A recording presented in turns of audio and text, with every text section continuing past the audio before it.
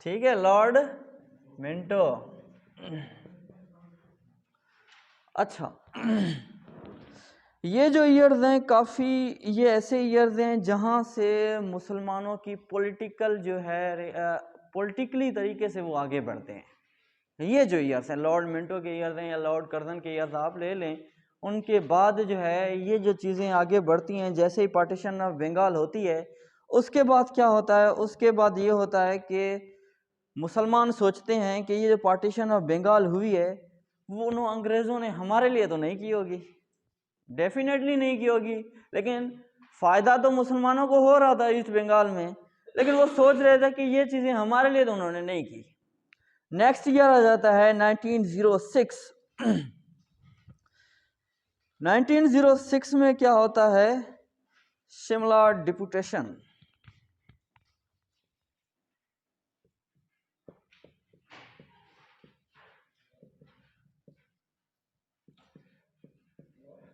ठीक है, एक वफ्द है। इसका बैकग्राउंड मैं आपको बता देता हूँ। बैकग्राउंड ये है कि पार्टीशन ऑफ बंगाल से क्या होते हैं, हिंदू बड़े गुस्से में होते हैं, बड़े ही गुस्से में होते हैं, और पूरे सब कॉन्टिनेंट में एक पॉलिटिकल अनरेस्ट चल रहा होता है और हिंदू और मुसलमानों के दरमियान लड़ाइयाँ भी चल रही होती हैं। तो इस वजह से होता क्या है कि गवर्नमेंट क्या करती है, गवर्नमेंट कोशिश करती है कि ऐसी पॉलिसी लाई जाए जो दोनों को खुश करें। अपीजमेंट की पॉलिसी। पॉलिटिकल साइंस वाले बताओ, अपीजमेंट, अपीजमेंट क्या होती है?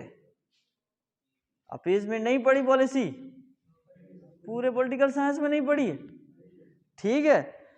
खुश करने की पॉलिसी। क्या करते हैं कि गवर्नमेंट उनको कोशिश करती है कि हिंदू और मुसलमान दोनों को खुश किया जाए। तो क्या होता है कि मेजॉरिटी मुस्लिम्स क्या होते हैं हमारे वहाँ पे, क्या होते हैं, नॉन रजिस्टर्ड वोटर्स होते हैं। Majority of the Muslims non registered voters होते हैं। और क्या होता है, और ये होता है कि कोई भी हिंदू मुसलमानों के हक में या मुसलमान जो भी इलेक्शन में आता है उसको वोट नहीं दे सकता, उसको वोट नहीं दे सकता। तो क्या होती है कि प्रोविंशियल काउंसिल में जो रिप्रेजेंटेशन होती है मुसलमानों की वो बिल्कुल कम होती है, ना होने के बराबर होती है। कौन बताएगा कि 19 जुलाई 1906 में क्या हुआ था? ये 5 है, कौन बताएगा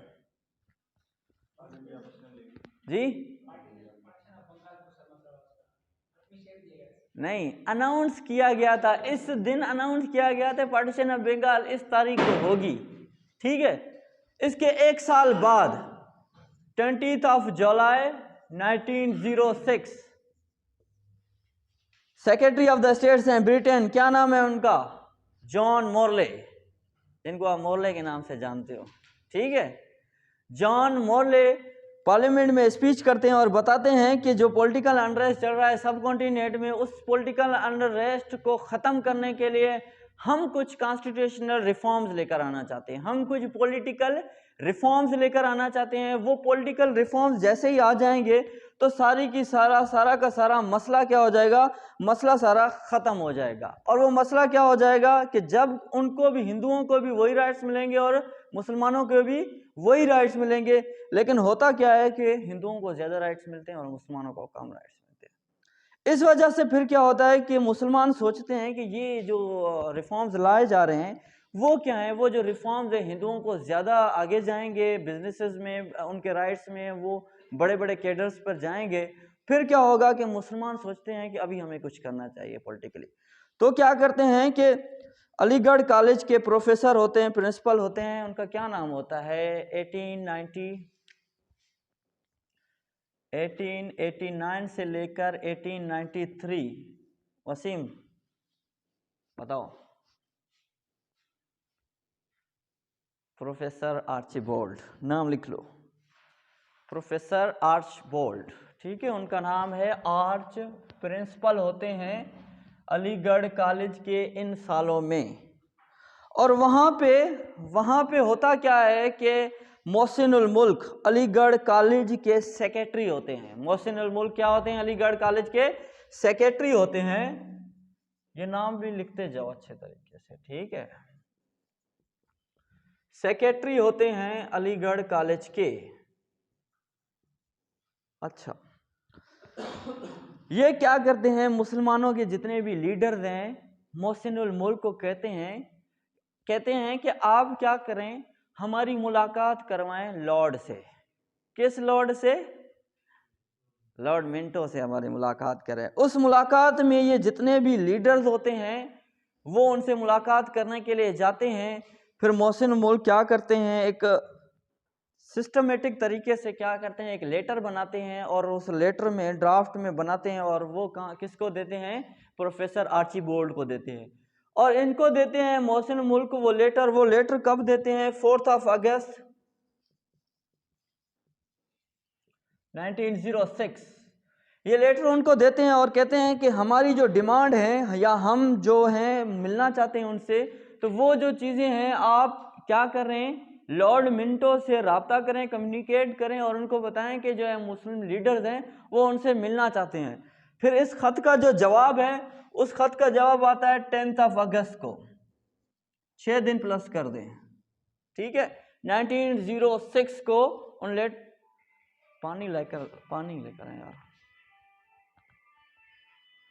यार सेल फोन ऑफ कर दो यार, साइलेंट पे कर दो सरफराज, ठीक है। पानी पी लो, फिर चलते हैं आगे।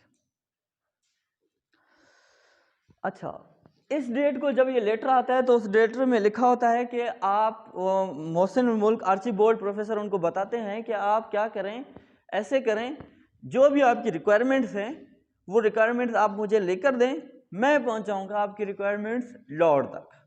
तो क्या होता है कि एक ये ऑप्शन उनको देते हैं। दूसरा ऑप्शन ये देते हैं कि ऐसे करें, वेट करें थोड़ा, फिर कोशिश करते हैं आपकी मुलाकात ही करवा लेते हैं इनसे, ठीक है।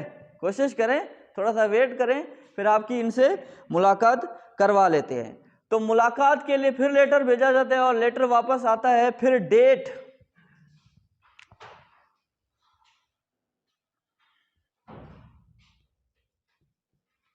1 अक्टूबर 1906 डेट आ जाती है कि इस दिन आपने क्या करना है, मिलना है लॉर्ड मिंटो से, और वो भी कहाँ पर, शिमला में। कहाँ पर मिलना है आपने, शिमला गए जो कहें, ठीक है। इस डेट को जो है आपने मिलना है। अब सारी की सारी चीजें हो चुकी हैं, अब क्या है, मोहसिनुल मुल्क, ठीक है, सारे चीज़ों को लेड कर रहे होते हैं और एक वफ्द बनाकर 35 मेंबर्स का वफ्द बनाकर लेकर जाते हैं मोहसिन मुल्क। कहाँ लेकर जाते हैं उनको, शिमला लेकर जाते हैं, ठीक है। अब एक इंटरेस्टिंग बात जो मैंने बुक में पढ़ी वो मैं आपसे बताऊंगा। सईद अहमद की बुक में जो मैंने उस दिन बुक्स आपको लिखवाई थी, उस बुक में लिखा हुआ है कि मोहसिनुल मुल्क 4000 रुपये, ठीक है, 4000 रुपये क्या करते हैं, लोन लेते हैं एक कंपनी से। कंपनी का नाम है किंग एंड को। 4000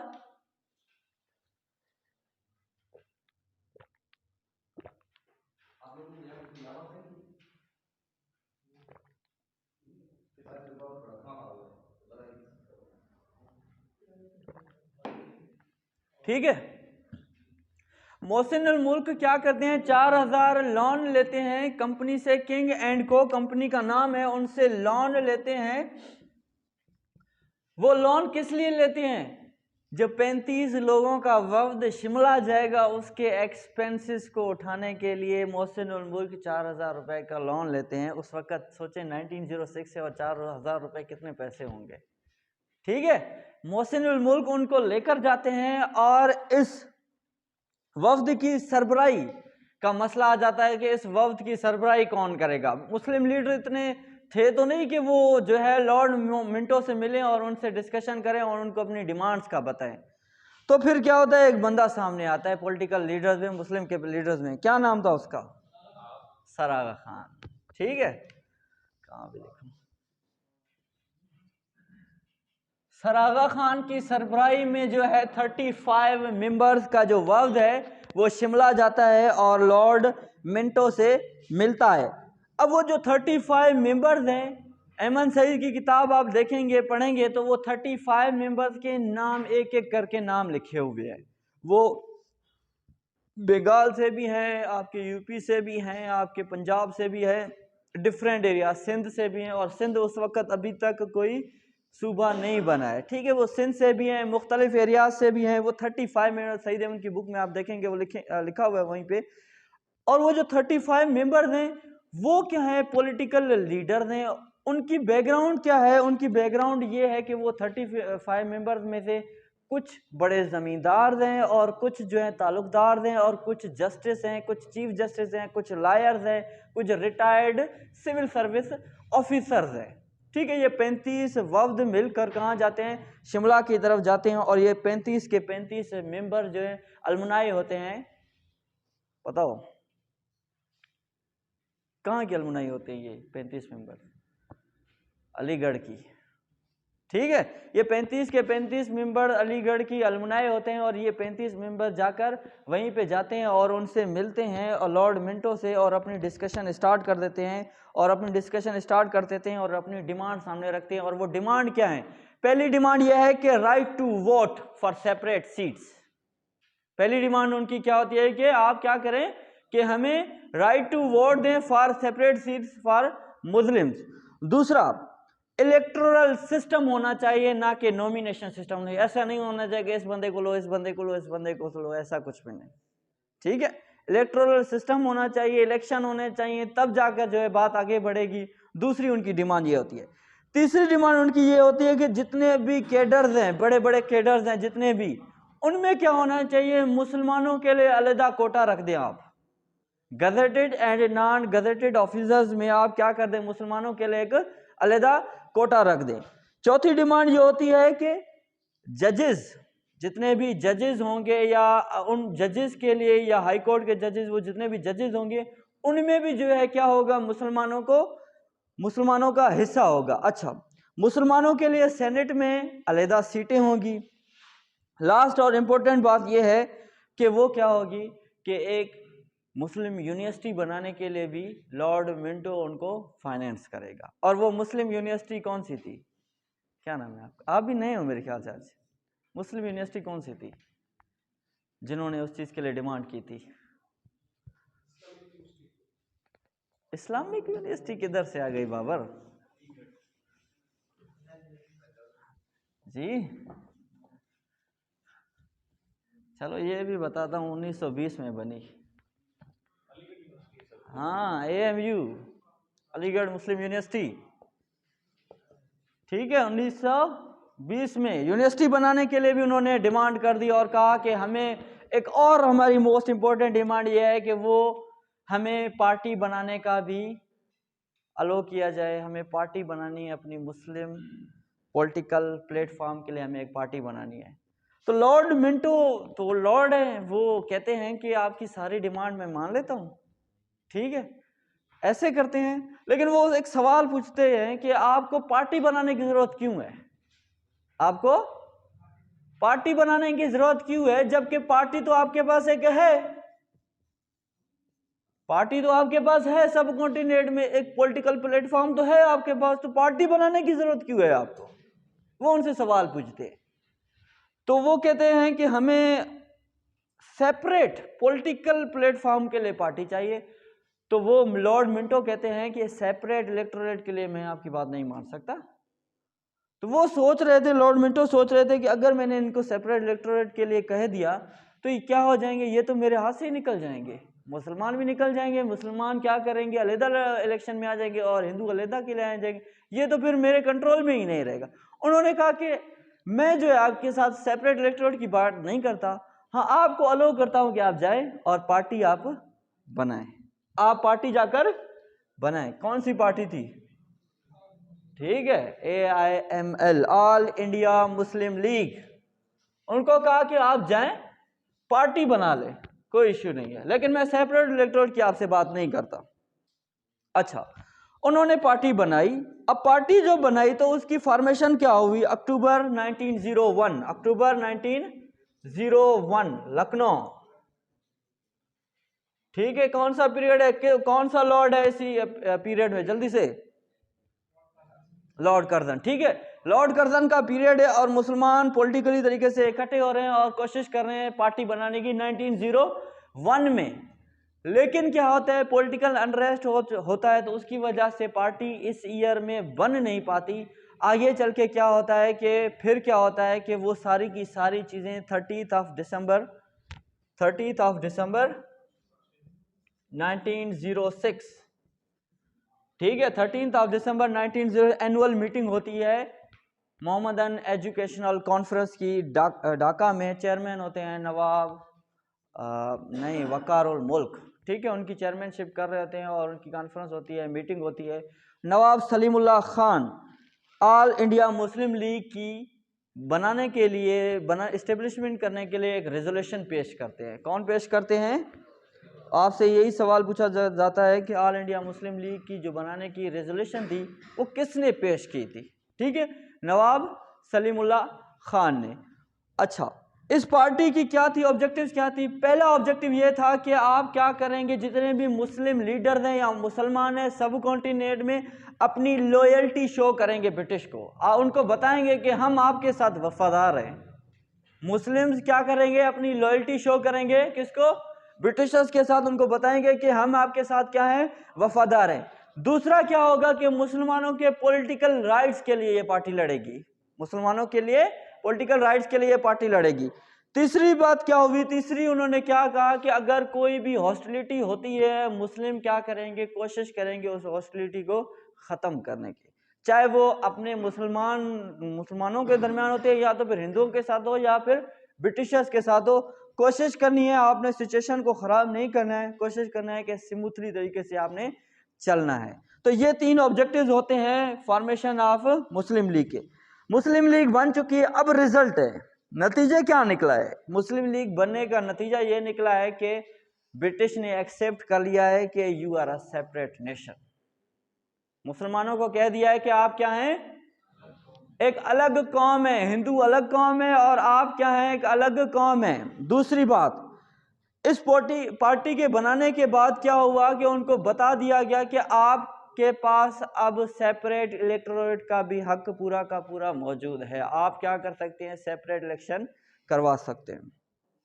अच्छा, चौथी बात क्या हुई कि मुसलमानों को सिविल सर्विस भी उन्होंने अलो कर दिया कि आप जो है सिविल सर्विस भी ज्वाइन कर सकते हैं। एग्जीक्यूटिव काउंसिल में भी उनको हिस्सा देना, मुसलमानों को हिस्सा देना उन्होंने शुरू कर दिया और मुसलमानों और हिंदुओं के लिए अलग-अलग रूल्स लॉज भी बनाना शुरू कर दिए। और इसी तरह ये सारी जब चीज़ें हुई तो मुसलमान पॉलिटिकली, इकोनॉमिकली और सोशली सारी की सारी चीज़ें कहाँ की तरफ चली गई, बेहतरी की तरफ चली गई। ये सारा रिजल्ट था मुस्लिम लीग बनाने का।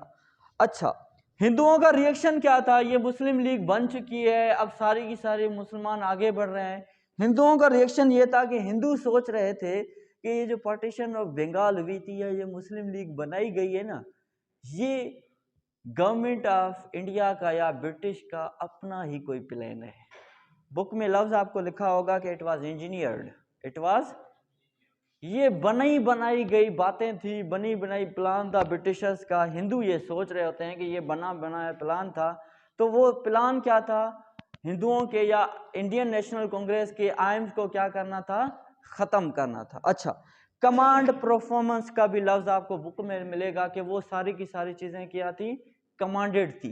वो सारी की सारी शिमला से वहाँ से आ रही थी और वो बता रही थी। तीसरा इल्ज़ाम उन्होंने ये लगाया कि शिमला का जो वफ्द था वो ऐसे नहीं था, वहाँ की इंस्पायरेशन भी कहाँ से आई थी? शिमला से आई थी, लॉर्ड मिंटो से आई थी। लॉर्ड मिंटो ने आर्चीबोल्ड को कहा और इनका खत लेकर गए और वो सारी की सारी चीज़ें आगे बढ़ी। उन्होंने कहा कि ये सारी की सारी चीज़ें फैलाने वाला बंदा कौन है? आर्चीबोल्ड है। सारा का सारा इल्ज़ाम उन्होंने उस पे लगा लिया। फिर क्या हुआ कि 16 सितंबर 1906 पे एक मीटिंग हुई और कंप्लीटली इस सारी की सारी चीज़ों को क्या किया गया, क्रिटिसाइज़ किया गया कि और कहा गया कि जो प्रोफेसर आर्चीबोल्ड हैं वो तो मुसलमानों के साथ हैं। वो साथ इसलिए हैं क्योंकि चीज़ हुई, इस तरह की चीज़ें हो रही थी क्योंकि अलीगढ़ के जो मैंने आपको बताया सेक्रेटरी थे मोहसिन उल मुल्क, वो अलीगढ़ में थे, वो सेक्रेटरी थे। और वो जो प्रिंसिपल हैं आर्चीबोल्ड, उनके दरमियान तो कनेक्शन था, कम्युनिकेशन का राब्ता तो था। तो वो समझ रहे थे कि ये मोहसिन उल मुल्क हैं, उनके साथ उनको बता रहे हैं और वो सारी की सारी लॉर्ड मिंटो के पास जा रहे हैं। फिर 16 सितंबर को उन्होंने कम्प्लीटली उस चीज़ को क्रिटिसाइज़ किया और इसी बीच प्रोफेसर आर्चीबोल्ड वेकेशन पर शिमला भी जाते हैं, शिमला भी जाते हैं, और हिंदुओं को कंफर्म हो जाता है कि अब तो कंफर्म है कि ये सारी की सारी जो चीजें हैं ना वहीं से आ रही हैं। ठीक है, तो वो सारी की सब वो तो यही समझ रहे थे, लेकिन ऐसा था नहीं। वो सारी की सारी चीजें वो तो समझ, क्योंकि वो शिमला में जाते हैं, वेकेशंस पे जाते हैं, मूनसून पे वो एंजॉय करने जाते हैं अपने वेकेशन, फिर उनको लग रहा होता है कि ये सारी चीजें हैं ना वहीं से आ रही हैं, लेकिन ऐसा कुछ था ना। बाद में जब इसकी क्रिटिसाइज आप पढ़ेंगे तो आपको पता लग जाएगा कि क्या सारी चीजें हो रही थी। अब एक बहुत बड़ा इंसिडेंट होता है 1910 और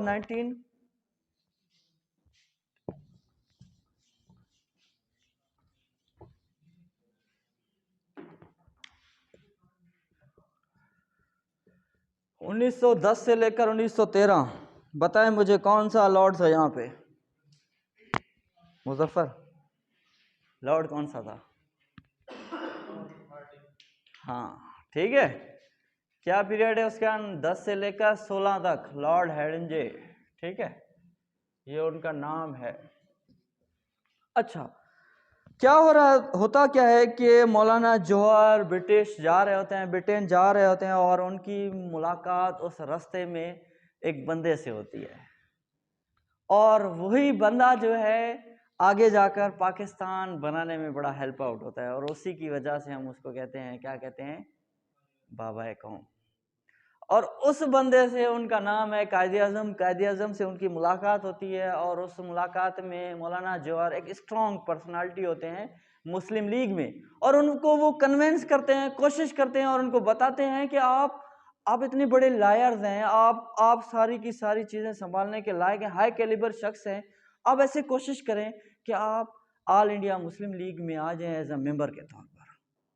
कायदे आज़म को वो बता रहे थे। ये इन सालों के दरमियान कोई बीच वाक़या है, कोई फिक्स डेट मुझे नहीं मिली है कि ये कब उनकी मीटिंग हुई, लेकिन ये है कि वहाँ पे मुझे ये पता चला है कि वो जा रहे होते हैं, ब्रिटिश जा रहे थे, कायदे आज़म भी अपनी वेकेशंस पे लिए ब्रिटेन जा रहे होते हैं, और मौलाना जौहर भी किसी काम से, किसी मीटिंग के सिलसिले में वो भी ब्रिटेन जा रहे होते हैं, और उनकी मुलाकात होती है, और उनको ये बताते हैं कि कोशिश करते हैं, कन्विंस करते हैं कि आप क्या करें, मुस्लिम लीग में आ जाएं। और वो कायदे आज़म उनको कहते हैं कि मैं आपसे जो है एक शर्त पे आऊँगा। वो शर्त ये है कि आप क्या करेंगे, जैसे हिंदू जो है सेल्फ रूल की या सेल्फ गवर्नमेंट की बात करते हैं, आप भी क्या करें, सेल्फ रूल और सेल्फ गवर्नमेंट की बात करना शुरू कर दें।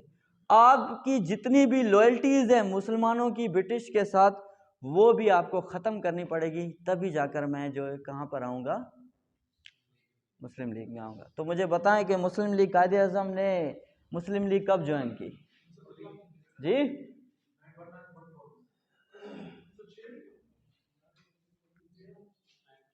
वसीम बताओ। चलो ये बताओ, कांग्रेस कब की? नहीं, क्या वो कि मैं पूछ रहा हूँ कायदे आज़म ने इंडियन नेशनल कांग्रेस कब ज्वाइन की?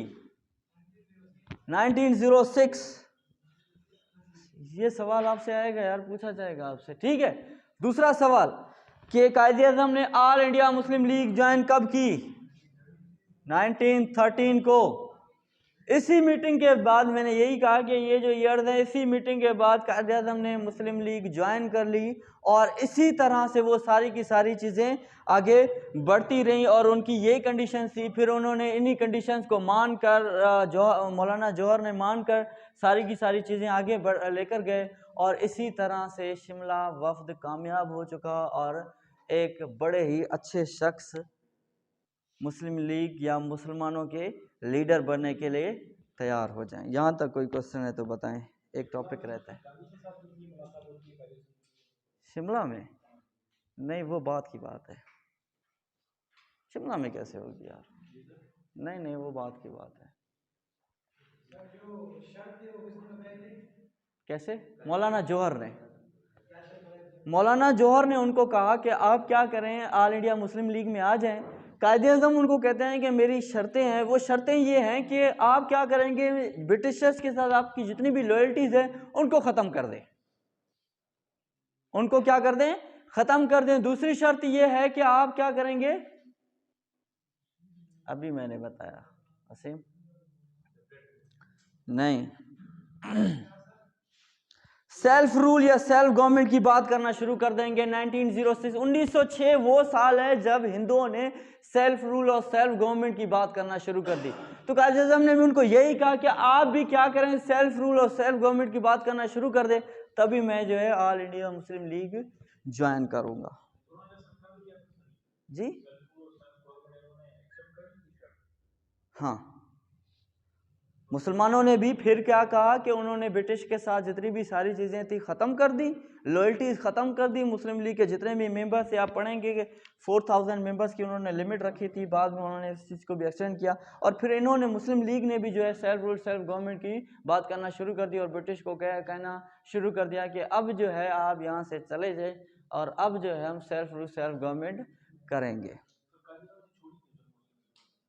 मुस्लिम लीग छोड़ी क्यों, आगे पढ़ेंगे 1920 में। ठीक है, यहां तक कोई बात है तो जल्दी से। अभी जो बताया वसीम 13 में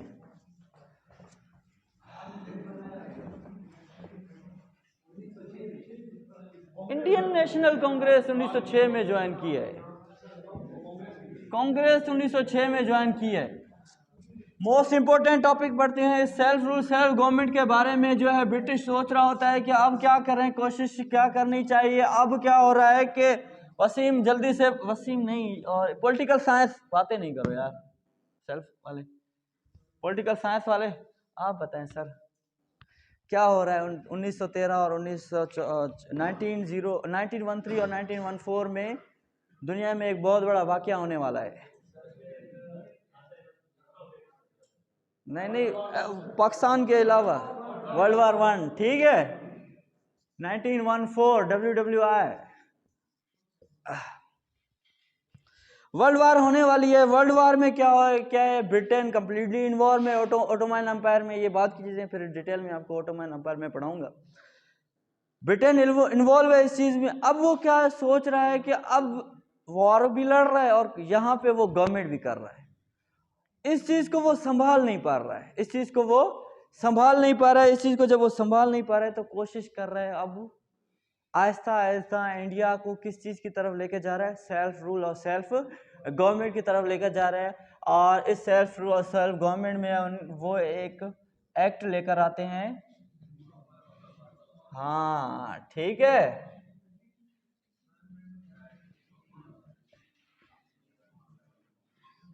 ठीक है, ये एक्ट लेकर आते हैं और इसका जो दूसरा जो नाम है वो है इंडियन काउंसिल एक्ट ऑफ 1909। ये एक ही चीजें हैं। मैं जब थोड़ा सा छोटा था तो वो 30-40 साल पहले जब मैंने ये देखा मिंटो मोहल्ले, मुझे तो पता ही नहीं लग रहा था मिंटो मोहल्ले है क्या ये। ठीक है, चीज़ें नहीं समझ, मिंटो में क्या कोई जब चीज़ का नाम है, पता नहीं मोहल्ले कोई चीज़ का नाम है, ऐसे बड़ा कंफ्यूज होता था ना।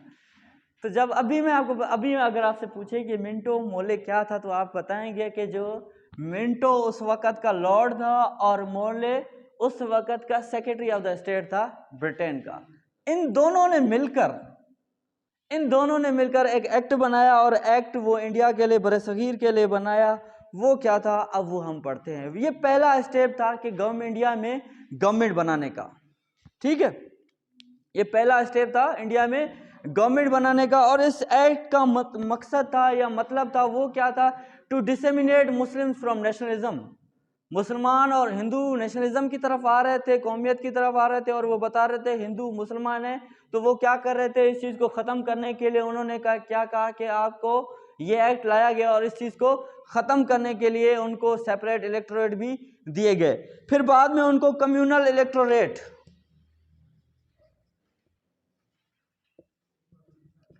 कम्युनल इलेक्टोरेट का मतलब होता है कि हिंदुओं के लिए अलग, मुसलमानों के लिए अलग। हिंदू वोटर कभी भी मुस्लिम को नहीं दे सकता है वोट और मुस्लिम वोटर हिंदुओं को कभी भी वोट नहीं दे सकता। ये बात तो वैसे बहुत ही गलत है, लेकिन उन्होंने इस चीज़ को क्या किया, लीगलाइज किया। उन्होंने इस चीज़ को क्या किया, लीगलाइज किया। लीगलाइज तरीके से उन्होंने कम्युनल इलेक्टोरेट लाए और वो कम्युनल इलेक्टोरेट का मतलब था to create a disunity between the Muslims and the Hindus. क्या मतलब था इसका? इलेक्टोरेट के उनके दरमियान डिसयूनिटी बनाने के लिए। अच्छा, पॉलिसी ऑफ प्रोमोटिंग कम्युनलिज्म भी थी, ठीक है, यही पॉलिसी। अच्छा, इस चीज के जो फादर थे, इस चीज को बनाने वाले थे, तो वो कौन थे? अगर आपसे कोई पूछे कि कम्युनल इलेक्टोरेट के फादर ऑफ बरसगीर में जो है कम्युनल इलेक्टोरेट के फादर कौन है, वो लॉर्ड मिंटो ही है। अच्छा, मिंटो मोर्ले रिफॉर्म्स आए और हिंदुओं ने क्या किया? हिंदुओं ने कहा कि वेलकम। क्या कहा इसको यूनिस? वेलकम, कि ये जो चीजें हैं क्या करेंगी, हमें बड़ा फायदा देंगी। लेकिन उन्होंने एक बात अपोज की, वो बात ये थी कि सेपरेट इलेक्टोरेट नहीं होने चाहिए, हिंदू और मुसलमानों के लिए अलग वो नहीं होने चाहिए। वो इस वजह से नहीं होने चाहिए कि हिंदू और मुस्लिम की जो रेशो था वो 1:5 था। हिंदू और मुस्लिम का जो रेशो था क्या था? वो 1:5 का रेशो था। एक मुसलमान और 5 हिंदू थे। वो इसलिए नहीं चाह रहे थे कि वो अगर सेपरेट इलेक्टोरेट होंगे तो ये एक एक भी मिल के पता नहीं कितने उनकी सीट्स हो जाएंगी, लेकिन हमारी 5-5 बन के ज्यादा हो जाएंगी। लेकिन डोमिनेट फिर भी हम होंगे, लेकिन इनको फिर भी कुछ ना मिलना चाहिए। इसलिए वो क्या कर रहे थे? सेपरेट इलेक्टोरेट से मना कर रहे थे और कह रहे थे कि ऐसा नहीं होना चाहिए। और वो सारी की सारी क्या थी? रिलीजन बेस्ड चीजें थी। अच्छा, ये तो मिंटो मोर्ले रिफॉर्म। और अब क्या है इनके फीचर्स? क्या है फीचर? ये हैं कि मिंटो मोर्ले रिफॉर्म आया, पहली उनकी फीचर ये है कि जितनी भी लेजिस्लेटिव काउंसिल है आपकी प्रोविंस में और आपकी जितनी भी काउंसिल है उनकी मेंबरशिप को बढ़ाया जाए।